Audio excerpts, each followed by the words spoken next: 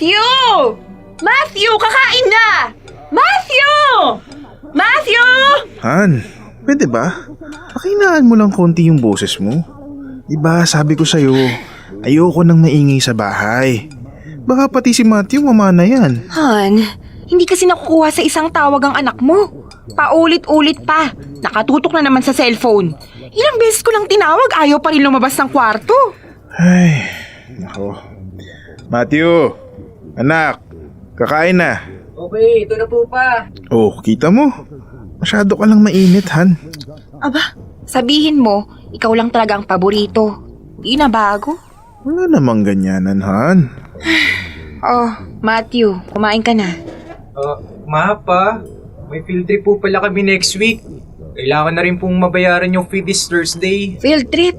Magkano naman? 2,400 po. Ah, ano? Saan kayo pupunta at ganyan kamahal? Noon sa amin, 1,000 lang kasama ka na sa field trip. Han, iba ng panahon ngayon. Hindi pwedeng ikumpara ang panahon natin sa panahon nila. Ay naku, sige na nga. Oo na. O, ako nang bahala sa panggastos mo, anak. Salamat po pa. O siya, Matthew, ano na bang balak mong kurso? Napag-usapan na namin ng anak mo, mag-i-engineering siya. Di ba anak? Opo. Teka, bakit naman parang napipilitan ka? Gusto mo ba talaga yon, Matthew? Sa totoo lang po, nagbago na po ang isip ko. Oh, ano na naman yung gusto mo ngayon? Gusto ko na pong mag-fine arts. Fine arts? Aba, pintor! Alam mo bang walang pera dyan? Ganun po ba? Sabi nga din po nila. Pero ma, parang yun po talaga ang gusto kong kunin eh. Yun yung tingin kong kaya kong ipaglaban. Ay, anak naman. Isipin mo ng mabuti. Hindi madali ang buhay ngayon. Kailangan mo ng kurso na siguradong may trabaho at sweldo. Matthew, huwag mong pakinggan ng mama mo agad. Sa mundong to, mas mahalaga na pipili ka ng bagay na magpapaligaya sa'yo. Hindi yung practicality pero miserable ka naman. Sa dulo, happiness mo pa rin ang importante. Opo pa. Pag-iisipan ko po. Hindi pa naman final eh. Pero anak, basta pag-isipan mo talaga. Hindi biro ang tuition fee ngayon. Hindi rin biro ang buhay. Opo ma. O siya, kumain na tayo. Tama.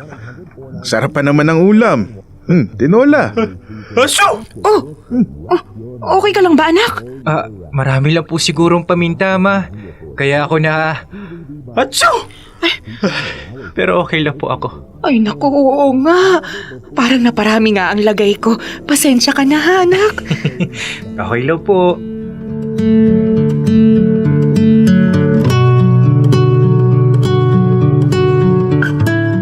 Dear love, ako si Matet.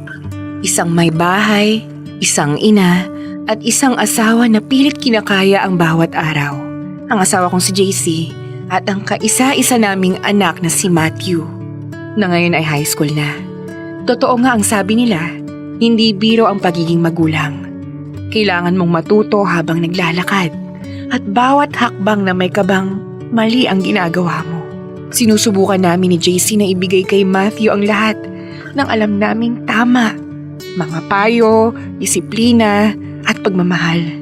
Pero katulad ng kahit anong pamilya, may mga sandali kaming mismo ni JC hindi nagkakaintindihan. Iba ang gusto niya, iba ang pananaw ko. At minsan, doon na nagsisimula ang ingay sa loob ng bahay at ang katahimikan sa pagitan naming mag-asawa. Aaminin ko, nang ipinanganak ko si Matthew, unti-unting nagbago ang mundo namin. Mula sa pagiging kami, naging siya, si Matthew. Siya ang naging sentro ng atensyon ni JC. Madalas na akong nauuna sa listahan ng mamaya na lang. At napapansin ko rin palagi sila nagkakampihan. Yung tipong kahit simpleng bagay, sabay silang sasagot. Sabay silang didepensa. At oo, masakit.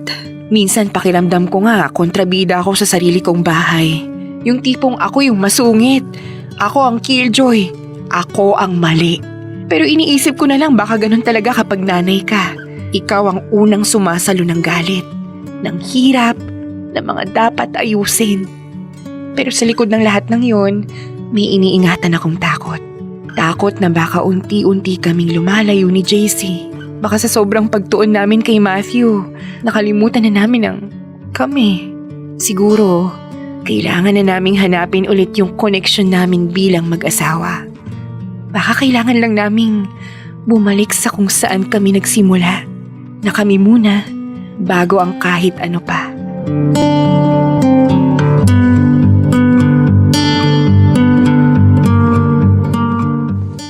Han, sigurado ka ba talaga na papayagan mo mag-fine arts si Matthew? Bakit naman hindi, Han? Kung yun ang gusto ng bata, bakit pa natin pipigilan? Alam mo namang pangmayaman lang yung kurso na yun. Isa pa, paano kung mahirapan siyang maghanap ng trabaho? Ang dami kong kilalang nag-struggle dahil sa kursong ganyan. Han, magtiwala ka naman sa anak natin. Ayokong magaya si Matthew sa akin, na pinigilan ng magulang, kaya hindi nagawa ang mga bagay na gusto. Bakit? Hindi mo ba gusto ang trabaho mo ngayon, Han? Hindi naman sa hindi ko gusto. Thankful ako, oo. Malaki ang kinikita ko. Stable. Pero marami akong pangarap noon na hindi ko man lang nasubukan. Dahil takot ako sa sasabihin ng magulang ko. Ayokong maranasan yun ni Matthew. Pero Han, ginagawa ko naman to para sa ikakabuti niya. Oo, naiintindihan ko naman yun, Han. Pero anak natin siya, hindi proyekto. Kailangan niya ring magdesisyon para sa sarili niya. Narito tayong magulang para gumabay, hindi para diktahan ang daan. JC, Alam kong natatakot ka, Han. Lahat naman ng magulang natatakot. Pero magtiwala ka lang kay Matthew. Hindi natin siya papabayaan. Kahit anong kurso pang piliin niya. kaya talaga kita pinakasalan. Ikaw yung mas may paliwanag sa lahat. Ikaw yung mas malawak ang pangunawa. Mas malambing. Minsan pa nga, parang mas ikaw pa yung ilaw ng tahanan kaysa sa akin. Lahat naman nadadaan sa usapan, Han. Ikaw lang kasi, Han. Minsan mas mabilis pang tumaas ang kilay mo kaysa intindihin ang sitwasyon. Okay, Han. Sige na, matulog na tayo. Good night. Han, pwede ba akong humirit tonight? Ha? Han, huwag naman ngayon. Maaga pa ako bukas. At saka, pagod pa ako. Lagi mo na lang akong tinatanggihan. Samantalang dati, kahit pagod ka, kahit maaga yung pasok mo, ayaw mong magpaawat. Kaya nga nabuo natin si Matthew dahil... Ayun na nga. Sige na nga, sa susunod na lang.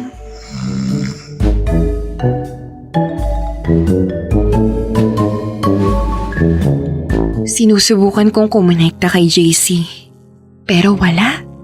Parang may dingding na hindi ko maabot.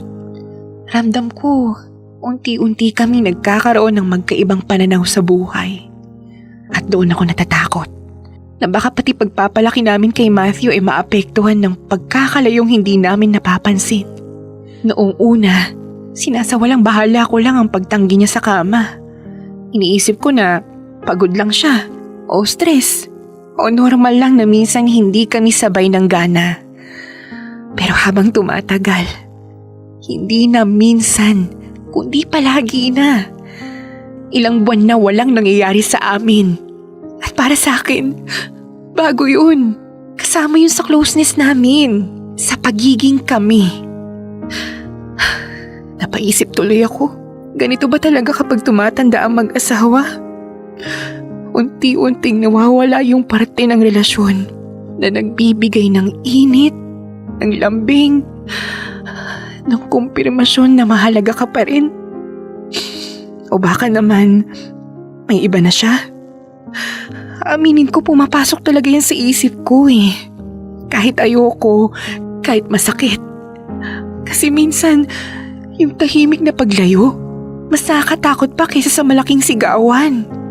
Mas mabigat yung hindi niya pagtingin sa akin kaysa sa kahit anong salita.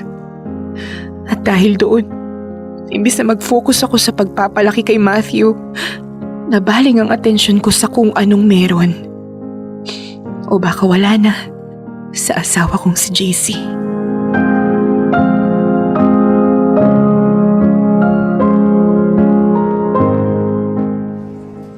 Hi, Ay nako, buti na lang niyaya mo ko ngayong araw.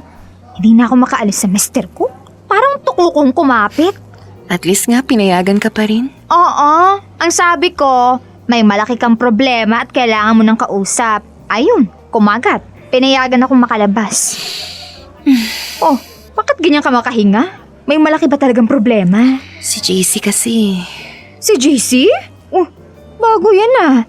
Usually, ang reklamo mo si Matthew at ang pagiging hard-headed ng bagets.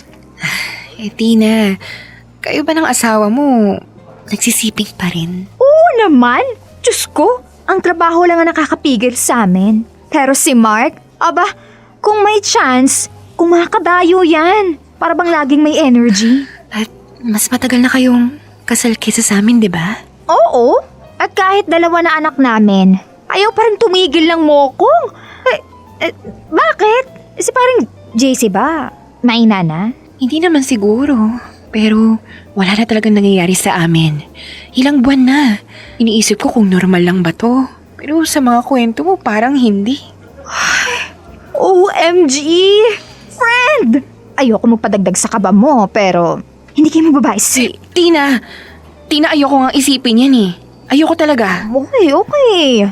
Baka naman pagod lang siya. Hindi ko rin alam. O baka gusto niya lang ng...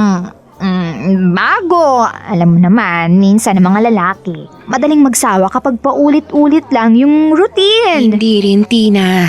Alam mo namang adventurous kami noon pa. Hindi siya nauubusan ng trip dati, tapos ngayon, bigla na lang siyang parang walang interes sa akin. Friend, double check mo rin ha. Baka naman nasa mental state niyang problema, o stress, burnout, o pagod. Minsan pagdurog ang utak, pati katawan sumusuko. Siguro.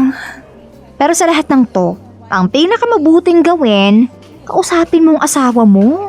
Mas okay yun kaysa maghula ka ng kung ano-ano. Oo, tama ka. Or, pwede ka rin mag-makeover. Alam mo yan, bago ang damit, bagong buhok, effective kay Mark yan. Para bang na-excite ulit sila. Makeover? Oo, konting spice, konting pasabog. Umalay mo magising bigla si JC.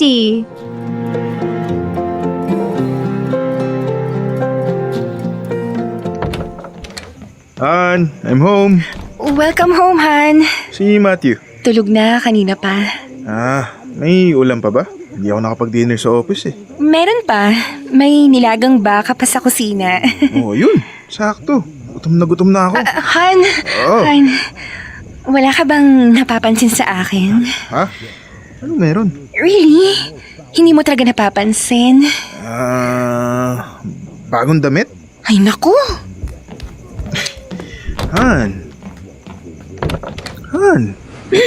Han, sorry na. Ano bang meron? Siguro nga wala ka talagang pakialam sa akin. Ha? Ano bang sinasabi mo, Matit? Nagpakulay ako ng buhok, JC. Ngayon lang ulit ako nag-ayos ng ganito. Ni hindi mo ako tinitignan pagpasok mo? Oo nga, no? Bagay sa'yo, Han. Alam mo, napapansin ko. Hindi mo na ako mahal, no? Ano ba naman yung sinasabi mo? Ramdam ko namang mabuti kang ama kay Matthew. Pero minsan pakiramdam ko hindi mo na ako nakikita bilang asawa mo eh. Parang dahan-dahan mo na akong nalilimutan. Alam mo namang marami akong responsibilidad sa trabaho. Alam mo kung gaano kabigat ang lahat ng nakaatang sa akin ngayon. Pero tama bang dahilan yun? Para kalimutan mo ko? Han, hindi naman kita kinakalimutan. Hindi. Promise. Kapag medyo maluwag na yung schedule ko, babawi ako sa'yo. Pangako yan. Sabi mo yan, ha? Oo naman, Han. Promise.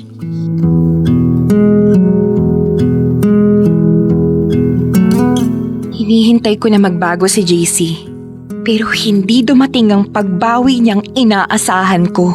Walang nag-iba. At habang lumilipas ang mga araw, mas lalo akong nilamon ng kalungkutan. Hindi ko maiwasang isipin na baka nga hindi na ako ganun kamahal ng asawa ko. Baka ito na talaga ang buhay namin. Isang relasyong magkasama pero magkalayo.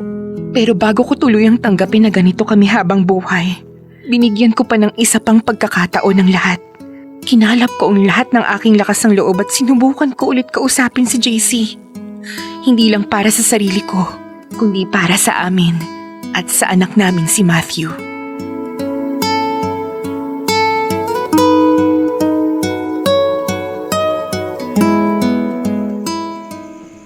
Han,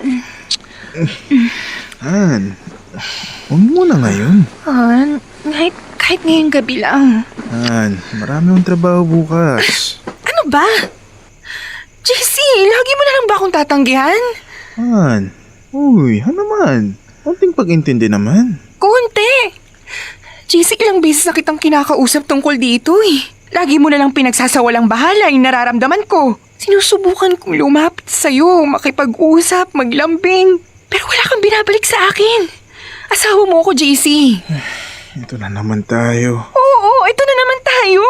Kasi ganito na naman ang ginagawa mo sa akin. Matet, Ano bang problema? Sabihin mo nga. Hindi ko kaya itong nangangapa. Hindi ka naman ganito dati. Matet, tama na, please. Ayoko na makipagtalo. Baka may masabi akong hindi maganda. Gusto ko lang malaman, JC. JC, asawa mo ko. May kakaiba akong nararamdaman sa'yo. Naramdam ko yung pagiging ama mo kay Matthew, pero yung pagiging asawa mo sa akin, wala. Gusto mo ba talagang malaman ang totoo? Oo, JC. Para matapos itong pag-iisip ko, utang na loob. Bakla ako. Ha? JC, pinaprank mo ba ako? Kasi hindi ako nakikipagbiruan. Bakla ako, Matet. Paano? Hindi ko rin alam.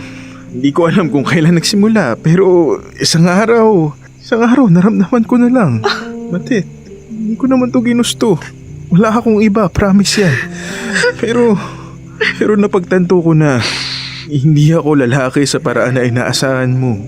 Hindi na kita kayang halikan, yakapin, o makipagsiping sa'yo. Kasi Matet, bakla ako. JC. Yan, nasabi ko ng tunay na dahilan. Paano ang anak natin? Alam ni Matthew. Alam ni Matthew?